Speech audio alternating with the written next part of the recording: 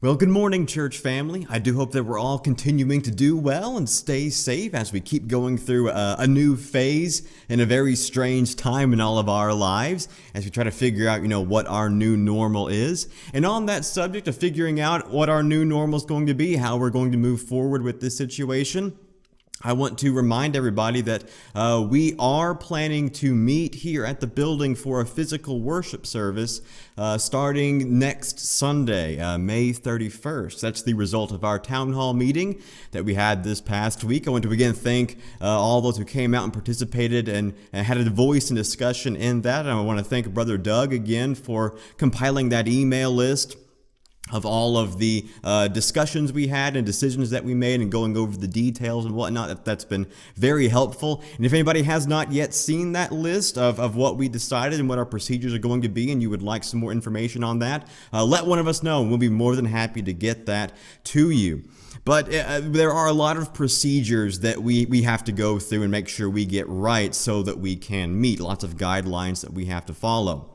And again, Brother Doug's email goes more in depth on all the specifics. So again, if you'd like that, do please reach out to one of us and we'll be sure to get you the specifics on all that information. But just a brief synopsis of what our plan is. We're going to meet and have a practice run, a test run, to make sure that we get everything correct so that we're following all the guidelines and everything goes as smooth as we can get it in our preparation time. We're planning to meet for the Sunday morning service only. We'll have Bible class as well before that. We don't have to worry about going out into the side classrooms or anything. Everything will take place here in the auditorium. And there will be somebody at the door to greet you and let you know what's going on, what all the details are. If you come in and it looks a little too daunting or you might be confused by something. But we're trying to keep it as simple as possible and as safe as possible. We'll have every other pew aisle sectioned off. Make sure we're maintaining that 6-foot distance. We will have disposable communion packets available in the back just to pick up and take. But if you would rather not have anyone mess with anything that you're touching or taking, feel free to bring your own communion and then take it whenever you feel is best. That's totally fine. We will have a section of the service prepared for taking the communion. But again, if you feel better bringing your own and taking it, then that is perfectly fine. We'll have, of course, hand sanitizer. Try to have masks available, but if you have any mask that you wear or anything that covers your face, do please bring that. We're going to, again, try and keep this as safe as possible to follow all of those guidelines. There'll be no shaking hands, unfortunately, but hopefully we will be able to at least get to see each other and commune a little bit at a socially distant, appropriate distance, as it were. And again, I want to issue this again. If anybody still does not feel comfortable in coming to a physical worship like that, if you still don't think it's the right time or there are some other concerns that you're worried about, then please don't feel obligated to come to the service. There's no pressure. We don't want to pressure anybody into this. We will try to continue to have our sermons recorded and posted online so you can still see them that way. But again, if you still don't think this is the right time, then don't feel pressured into coming to our worship service. We'd love to have everybody there, everybody who can be there. But again, if you still think it's best for you and your family to stay in and make that decision that is best for you and yours. But do be thinking and praying about this situation. It's very exciting, but it's also it's a little nerve-wracking, making sure we get everything right and that safety is our priority. So do be thinking about that, be praying about that. If anybody has any questions or any needs regarding that or anything at all, do please reach out to us, let us know, and we'll be more than happy to assist you in any way that we can.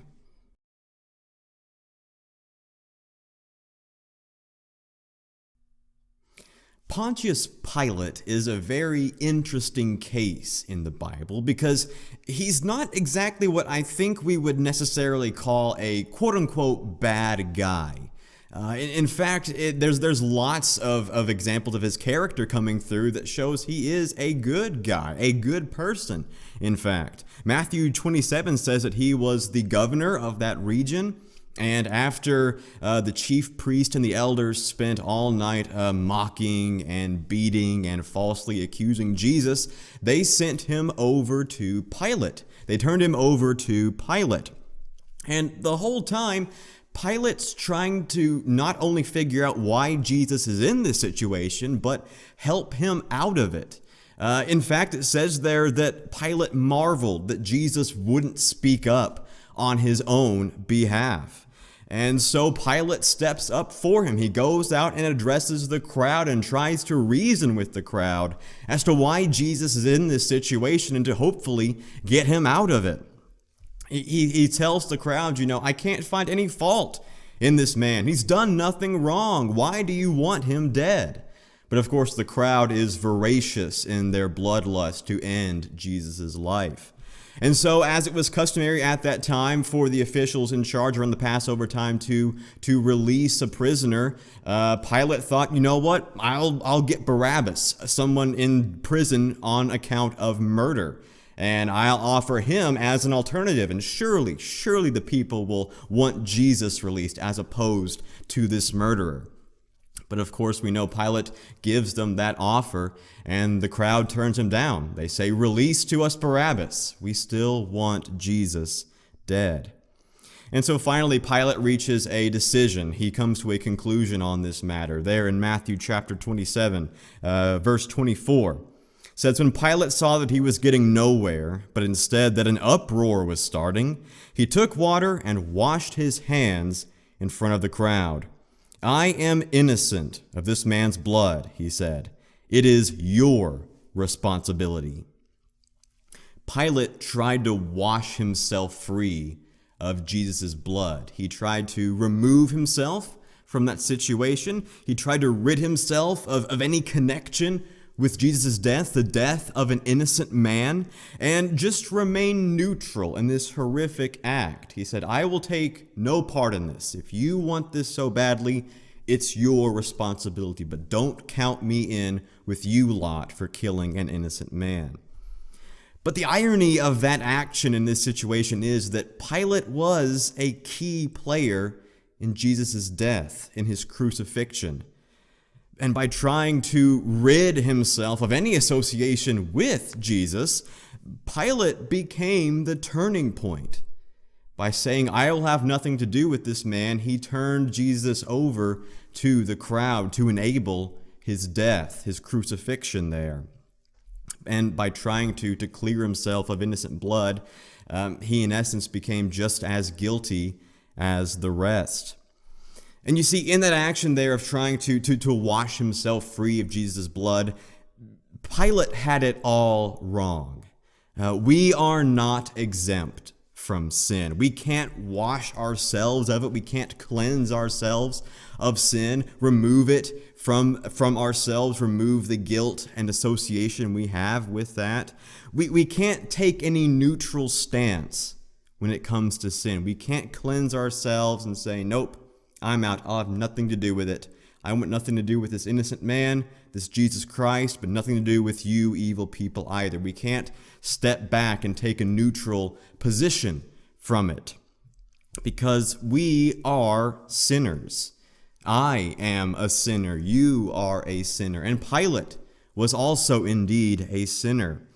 And the only way to save ourselves is not to wash ourselves free, clean from Jesus' blood, but to instead be washed in it, to admit that yes, we are sinners in need of a Savior. And instead of trying to distance ourselves from the blood of the Savior, to turn to it instead and to be washed and cleansed in Jesus' blood. That is the only way to rid ourselves of our association with sin.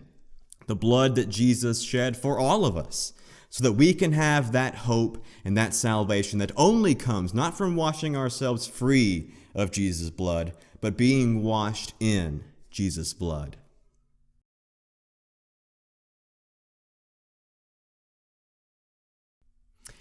This morning, I'd like for us to run through a somewhat hypothetical situation for just a moment.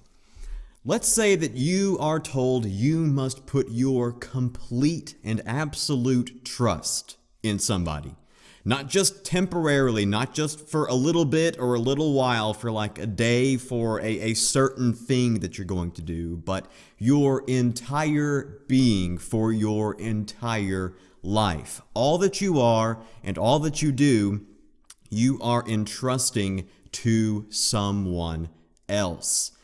Does the notion of doing that, of putting all of your trust in someone else for the rest of your life, does that fill you with relief, or does that fill you with concern, maybe even a little bit of fear?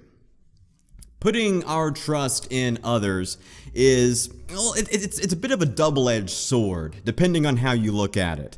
On one hand, it can be quite comforting. You know, you get to relinquish your responsibilities, you get to take it back, take it easy, let somebody else make all the hard decisions, and you have a bit of relief. You have some burdens lifted off of your shoulders. Let somebody else worry about the outcome. You just take it easy. On the other hand, it could be pretty uncomfortable, a little disheartening, concerning even. There is a lack of control on your end. Your fate is not your own, and it's not even in your own hands. There is uncertainty that comes from not being able to control the events around us, what's going on in our lives. But whether that notion of putting so much trust in an individual that they determine the outcomes for what's going on in your life, whether or not that gives you a sense of relief or fills you with concern and fear, the reality is that we do this almost every single day. When it comes to, say, driving, we have put our complete trust in the automobile manufacturers that as we're speeding down the interstate at 70 plus miles an hour, that the car is built to withstand that it will hold and not fall apart or explode on us as we're driving. And we put trust in the other drivers that they will abide by the rules of the road and not run into us as we're driving.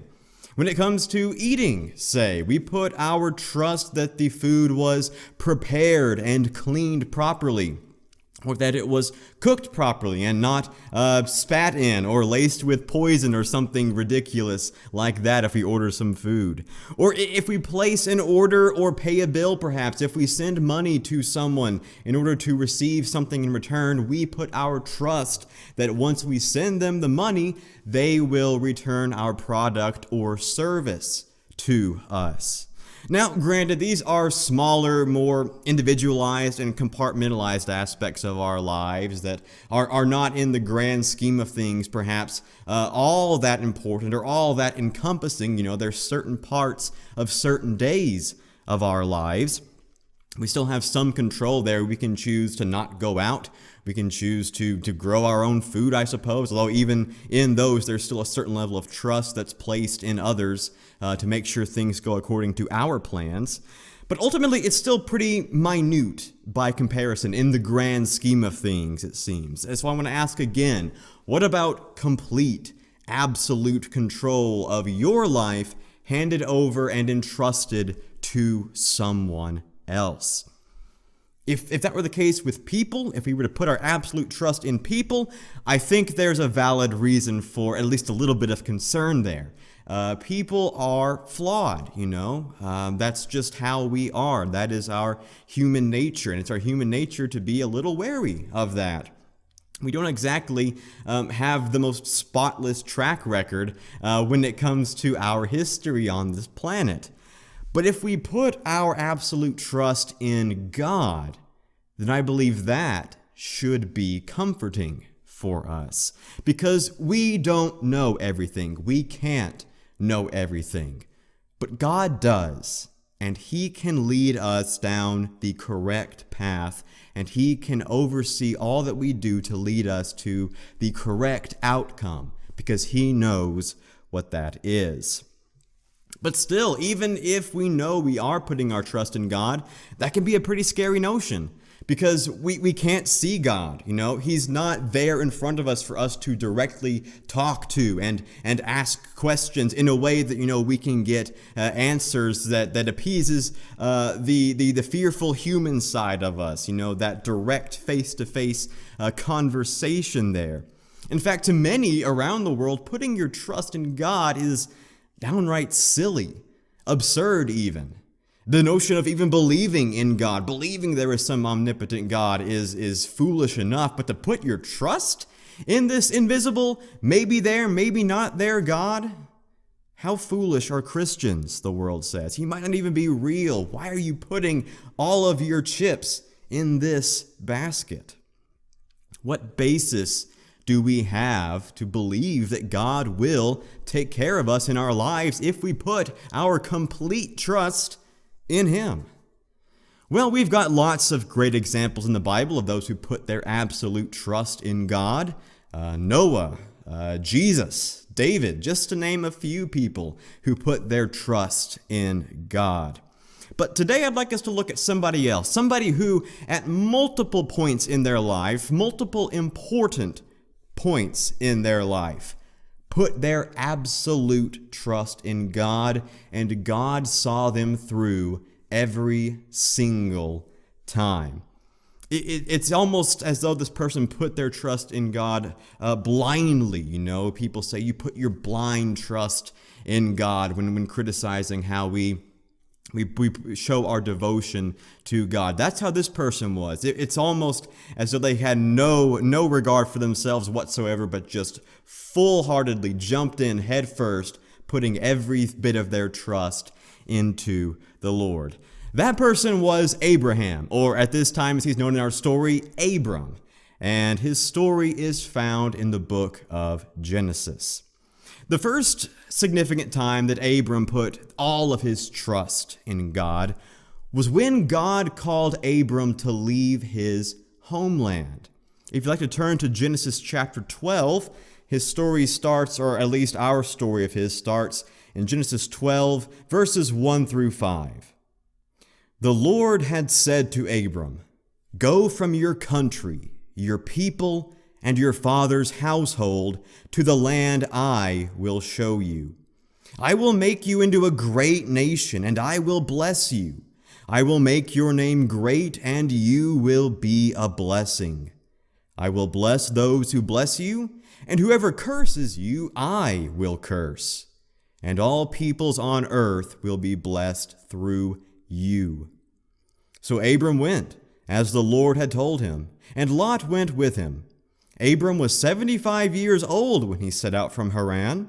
He took his wife Sarai, his nephew Lot, all the possessions they'd accumulated, and the people they had acquired in Haran, and they set out for the land of Canaan, and they arrived there.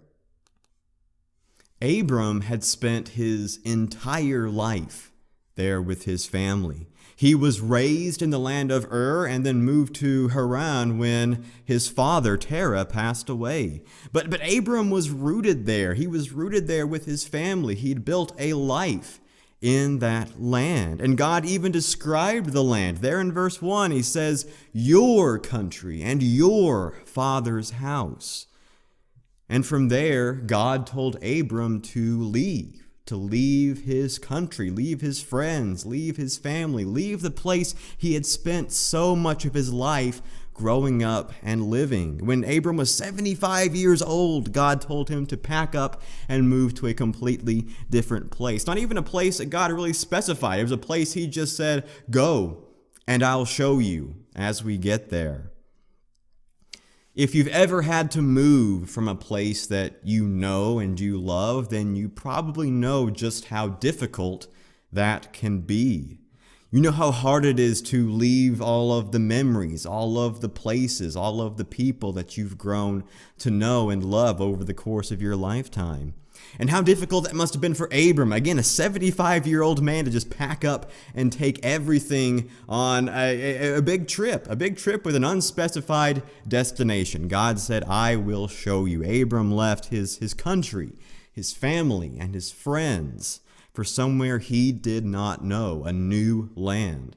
I can only imagine how scary that must have been for Abram during this time in his life. But in all of that, Abram still put his trust in God. Did Abram have doubts? Well, maybe he did. Was he scared or anxious about this move? Perhaps. I know I certainly would have been. But Abram still trusted the Lord, and the Lord saw him through because of his trust. And he brought him to a new home, a home for all of Abram's many, many descendants. Well, next we see the second significant time in Abram's life out of the three we're going to look at this morning where he put his absolute trust in God is when God established a covenant with Abram. Now, a covenant, simply put, is an agreement. That's the short version. But a covenant specifically, it really is so much more than that. It's more like a binding promise. It's not just shaking hands on it, and then it's not a very loose situation. There's weight and significance to it. Again, it is binding in that regard. And so God had brought up this covenant, this promise, as it were, many times to Abram. The first is in chapter 12, where we just read, where God promises this to Abram. He says, I will make you a great nation. I will bless you, and I will make your name great. And then in chapter 15, skipping ahead a couple of chapters, God establishes, he actually goes to the action of establishing this covenant with Abram. That's Genesis chapter 15, verses 1 through 6. After this, the word of the Lord came to Abram in a vision. Do not be afraid, Abram. I am your shield, your very great reward. But Abram said, Sovereign Lord, what can you give me, since I remain childless? And the one who will inherit my estate is Eliezer of Damascus. And Abram said, You have given me no children, so a servant in my household will be my heir. Then the word of the Lord came to him.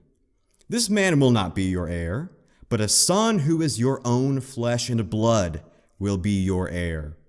He took him outside and said, Look up at the sky and count the stars, if indeed you can count them. Then he said to him, So shall your offspring be. Abram believed the Lord, and he credited it to him as righteousness. Abram had no children. He had no offspring, no heirs, no one to inherit all that he had. But here, God says that Abram will be protected and that he will receive a great reward. But Abram doesn't really seem to care about that in this specific instance. Abram says that there is no one to inherit this great reward God is going to give him. He says, God, what can you give me, and why would you give it to me? Everything I own is going to Eliezer, my servant here. I have no one of my own, no child of flesh and blood to inherit all that I have. So God brings Abram outside, and he tells Abram to look up at the sky, look at the night sky, and count the stars, if you can. And how many there are there, that is how great and numerous your descendants will be. A child will be born unto you of flesh and blood, your own, and you will become a great nation. And then moving down into verse 8, God says that Abram will inherit the land of Canaan. But Abram asks, how can I know that I will get possession of this land? And God tells Abram to bring him several animals, a heifer, a goat, a ram, a dove, and a young pigeon. And Abram sacrifices them there to the Lord. And with that, God establishes that covenant with Abram. And there, Abram once again put his trust in God, that God would deliver on that promise of an heir, of many nations, and a home in which they can all dwell. Abram had no real proof, but he put his trust in God. And lastly, the third significant time that Abram, at this point known as Abraham, put his trust in God with absolute certainty was when God told Abraham to sacrifice that son that he had been promised and had now received. The true flesh and blood child that Abram had prayed for, Abraham at this point. Isaac was here. He had been bestowed to Abraham, the one that who would inherit all of the great blessings that he would be given. He would go on to fulfill God's promise to be a great nation, a nation of many, many whose name is great. That child must now be sacrificed. We have the story recorded in Genesis chapter 22. We'll read verses 1 through 3 right now. Sometime later, God tested Abraham. He said to him, "Abraham." "Here I am," he replied. Then God said, "Take your son, your only son, whom you love, Isaac, and go to the region of Moriah. Sacrifice him there as a burnt offering on a mountain I will show you." Early the next morning, Abraham got up and loaded his donkey. He took with him 2 of his servants and his son Isaac. When he had cut enough wood for the burnt offering, he set out for the place God had told him about. I can't even begin to imagine what this must have been like for Abraham.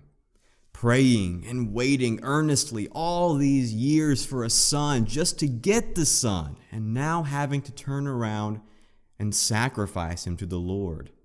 We talked a few weeks ago on Mother's Day about Hannah and the sacrifice that she made. Once she had received the child she prayed for, she said, "I will dedicate him to the Lord." And so she sacrificed her son back to the Lord to live at the temple and grow and be taught by the priests there. But as difficult as that was, I can only imagine how much more difficult it would have been for Abraham to not just dedicate his son to the Lord, not just send him and come to visit every year, but actually have to kill him for the Lord. But even in this very difficult situation, Abraham still put his complete trust in God. He did as he was commanded. He brought Isaac up to the mountain that God had specified and was prepared to kill his own son. He had the dagger raised to do so, but before Abraham could go through with the act, God stopped him. He sent an angel of the Lord to intervene, to save Abraham's son's life. Let's read Genesis chapter 22, beginning in verse 10. Then he reached out his hand and took the knife to slay his son. But the angel of the Lord called out to him from heaven, "Abraham, Abraham!" "Here I am," he replied. "Do not lay a hand on the boy," he said. "Do not do anything to him. Now I know that you fear God, because you have not withheld from me your son, your only son." And now verses 15 through 18. The angel of the Lord called to Abraham from heaven a second time and said, "I swear by myself, declares the Lord, that because you have done this and have not withheld your son, your only son, I will surely bless you and make your descendants as numerous as the stars in the sky and as the sand on the seashore. Your descendants will take possession of the cities of their enemies, and through your offspring, all nations on earth will be blessed, because you have obeyed me." Abraham put his complete trust in God for this ultimate test. You know, it's one thing to pack up all your stuff and move to a new place. It's another thing to anticipate the arrival and follow through of a great promise. But to kill your own son is another thing entirely. That took trust, and Abraham had that trust in God. Because of that, Abraham is remembered. He was blessed because of that, and now we have his story to talk about and share and tell with others. A wonderful example we have of putting complete trust in God. And so this morning I wanted to ask, what about us? We read about Abraham putting his trust in God, which he did, and he did very well. It's easy for us to sit back and read that story at a distance and say, that's good. I should probably do that. But then, do we? Do we put our complete trust in God? Do we surrender ourselves totally to God's will? We like to think sometimes, or at least pretend, that we've got it all figured out, that we know what's right and what's best for ourselves. That's just human nature. That comes with the territory. It's just who we are. We think we know best. We think we know ourselves best. We think we know the best decisions to make on behalf of ourselves and potentially others. And I'm not saying that we don't always have good answers to follow up with those questions. But the question is, what lens are we seeing ourselves through? Are we doing this through the lens of ourselves, or are we doing it through the lens of God? What we want or what God wants? If we look through the lens of ourselves, then we will be misguided. But if we look through the lens of God, then we will be blessed.